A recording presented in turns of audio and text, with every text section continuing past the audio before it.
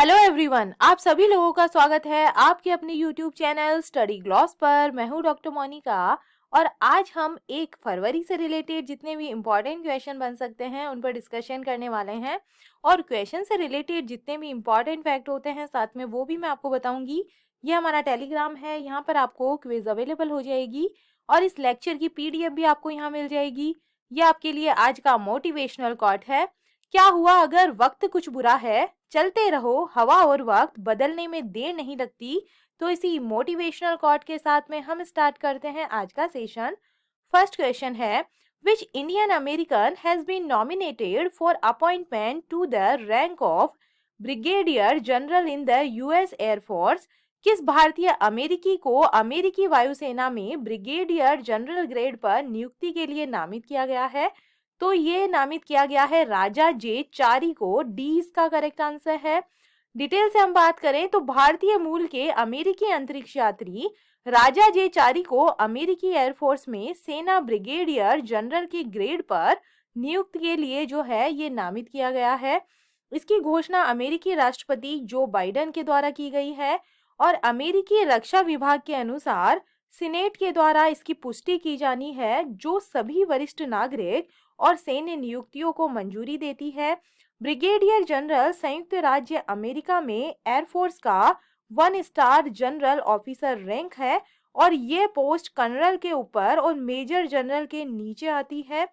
यह वर्तमान में national aeronautics and space administration Johnson space centre Texas में क्रू थर्ड कमांडर के रूप में ये कार्यरत है। और 2020 में नासा और यूरोपीय अंतरिक्ष एजेंसी ने इंटरनेशनल स्पेस स्टेशन आईएसएस के लिए space x crew third mission के कमांडर के रूप में इन्हें चुना था। अमेरिका की हम बात करें तो अमेरिका जो है ये नॉर्थ अमेरिका कॉन्टिनेंट में स्थित है और कैपिटल इसकी वॉशिंगटन डीसी है। करेंसी यहाँ पे यूएस डॉलर चलती है। 46th जो प्रेसिडेंट है यहाँ के ये है जो बाइडेन। वाइस प्रेसिडेंट है Kamala Harris. The name of America space agency, तो इसका नाम है नासा और इसका जो हेडक्वार्टर है ये वॉशिंगटन डीसी के अंदर है। America's capital Washington DC is located on the bank of which river, तो ये है Potomac river. Name of the US parliament, तो ये है Congress.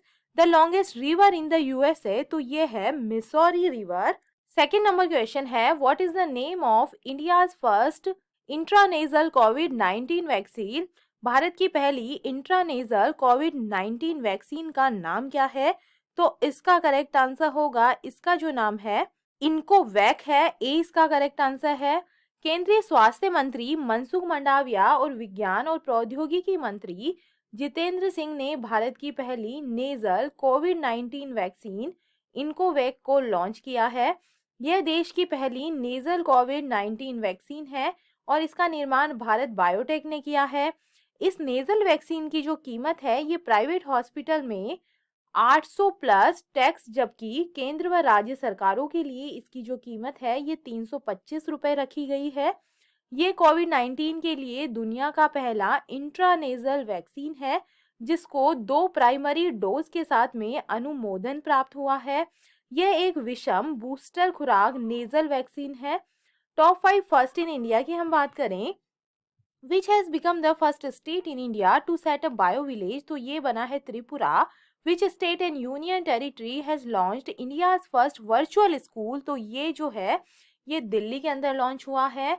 Where will Reliance Industries set up India's first and world's largest carbon fibre plant, तो ये हजीरा गुजरात के अंदर जो है खुलेगा। India's where will the first 3D post office be build, तो ये बेंगलुरु के अंदर जो है बनने वाला है। Which state government has announced to set up India's first education township, तो ये अनाउंस हुआ है उत्तर प्रदेश गवर्नमेंट की तरफ से। थर्ड नंबर क्वेश्चन है, how many people have been awarded the Padma Vibhushan this time under the Padma award for the year 2023? वर्ष 2023 के पद्म पुरस्कारों के तहत इस बार कितने लोगों को पद्म विभूषण से सम्मानित किया गया है? तो इसका करेक्ट आंसर होगा 6 जो है पद्म विभूषण दिए जाएंगे। ए इसका करेक्ट आंसर है। डिटेल से हम बात करें तो वर्ष 2023 के पद्म पुरस्कारों की घोषणा कर दी गई है और इस बार ये जो अवार्ड्स है ये टोटल 106 लोगों को दिए जाएंगे और जिसके अंदर 6 जो है ये पद्म विभूषण है, 9 पद्म भूषण है और जो 91 है ये पद्म श्री पुरस्कार इसके अंदर शामिल है। इस बार इस लिस्ट में 19 महिलाएं भी शामिल है और साथ ही लिस्ट में विदेशियों में एनआरआई, पीआईओ, ओसीआई की कैटेगरी के 2 व्यक्ति और 7 जो है ये मरणोपरांत पुरस्कार पाने वाले इस लिस्ट के अंदर शामिल है। उत्तर प्रदेश के पूर्व मुख्यमंत्री मुलायम सिंह यादव, पूर्व विदेश मंत्री एस.एम. कृष्णा और तबला वादक जाकिर हुसैन सहित कुल 6 लोगों को देश के दूसरे सर्वोच्च नागरिक सम्मान पद्म विभूषण से सम्मानित किया गया है। 4 नंबर क्वेश्चन है, who has been selected as the ICC men's cricketer of the year for the year 2022। वर्ष 2022 के लिए ICC men's cricketer of the year के रूप में किसे चुना गया है? तो इसका करेक्ट आंसर होगा ये बाबर आजम को चुना गया है। आईसीसी ने वर्ष 2022 के सभी अवार्ड्स विजेताओं की घोषणा कर दी है। पाकिस्तान के स्टार क्रिकेटर बाबर आजम ने men's cricketer of the year और men's one day cricketer of the year का जो अवार्ड है ये जीता है। इंग्लैंड की महिला क्रिकेटर नेट साइवर को महिला क्रिकेटर ऑफ द ईयर और महिला one day cricketer of the year के लिए चुना गया है। भारत की रेणुका सिंह को ICC emerging women cricketer of the year और सूर्य कुमार यादव को आईसीसी मेंस टी20 क्रिकेटर ऑफ द ईयर के लिए चुना गया है। ICC men's test team of the year के जो कप्तान के रूप में इंग्लैंड के बेन स्टोक्स को चुना गया है और ICC men's one day international team of the year के कप्तान के रूप में बाबर आजम को चुना गया है। इसके साथ ही आईसीसी मेंस टी20 टीम ऑफ द ईयर के कप्तान के रूप में इंग्लैंड के जॉस बटलर को चुना गया है। 5 नंबर क्वेश्चन है, which Indian poet diplomat has been elected as the corresponding member of the literary academy of Brazil. किस भारतीय कवि राजनयिक को ब्राजील के साहित्य अकादमी के संबंधित सदस्य के रूप में चुना गया है? तो ये चुना गया है अभय कुमार को। डी इसका करेक्ट आंसर है। एक पूर्ण सत्र में ब्राजील के पत्र अकादमी ने कवि राजनयिक अभय कुमार को अकेडमी के विदेशी संबंधित सदस्य के रूप में अनुमोदित किया है। भारत विश्व साहित्य का पालना हमेशा ब्राजील के साथ ज्ञान और उपयोगी आदान प्रदान का स्रोत रहा है। इस परंपरा का पालन करते हुए अभय कुमार ने एक राजनयिक के रूप में आने से पहले भी ब्राजील में संपादित कैपिटल्स दुनिया के 185 राजधानी शहरों पर जो कविताओं का एक संकलन जिसमें ब्रासीलिया पर एक कविता भी शामिल है। अभय कुमार ने नई ब्राजीलियाई कविताएं एलिजाबेथ बिशप के बाद एक द्विभाषी संकलन का संपादन और अनुवादन भी किया है जो अंग्रेजी अनुवाद में 60 ब्राजीलियाई कवियों के काम को प्रस्तुत करता है और यह ऐतिहासिक संकलन एलिजाबेथ बिशप के काम की निरंतरता है। 6 नंबर क्वेश्चन है, who has developed the visible emission line coronagraph payload for ISRO's Aditya L1 project.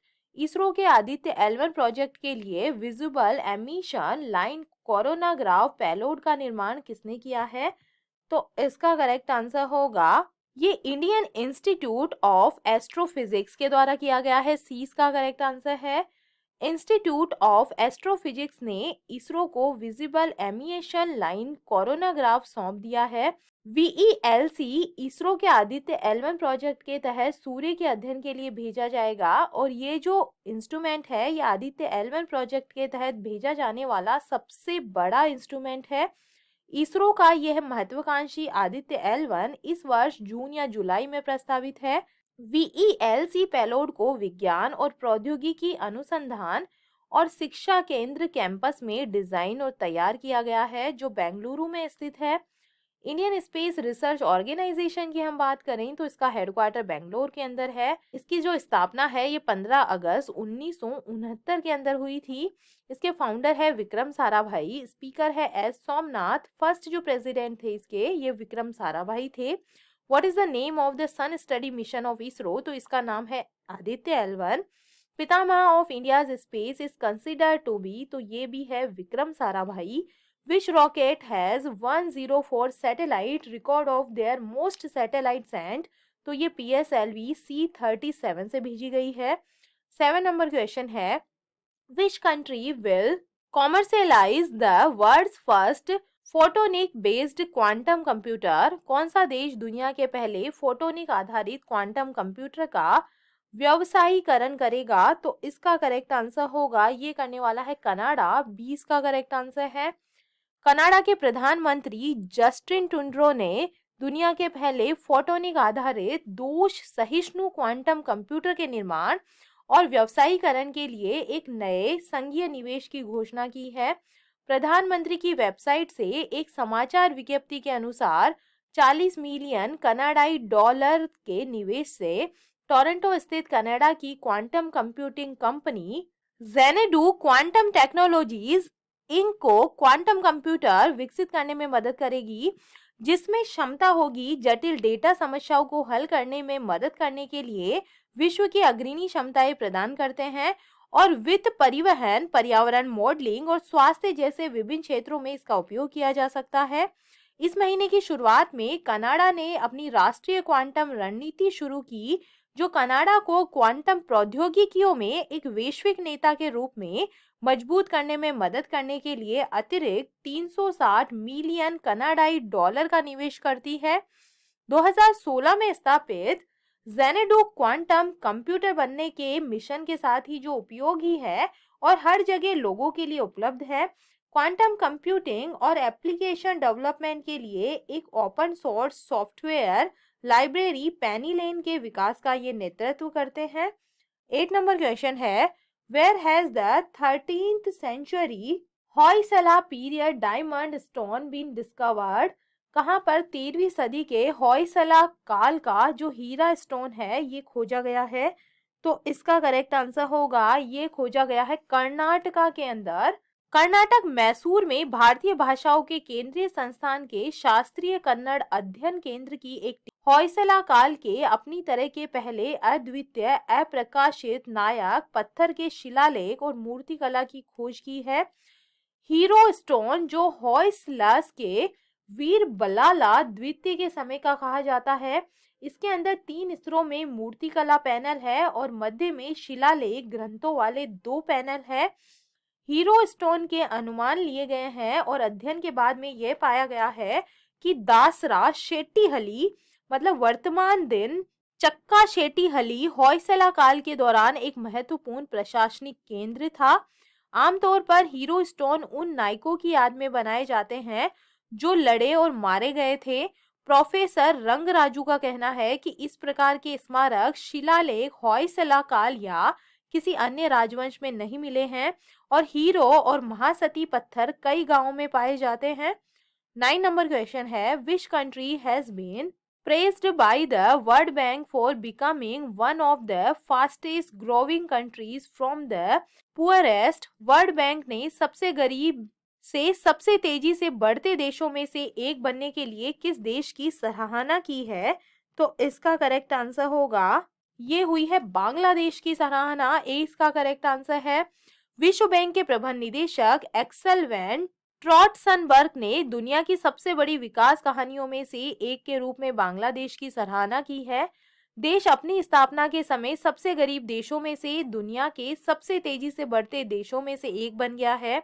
2000 के बाद से देश की 6% की औसत आर्थिक वृद्धि ने लोगों को गरीबी से बाहर निकाला है और यह 1972 में गरीबी की स्थिति के साथ में शुरू हुआ और 2015 में एक निम्न मध्यम आय वाला देश बन गया और अब एक उच्च मध्यम आय वाला देश बनने की राह पर है।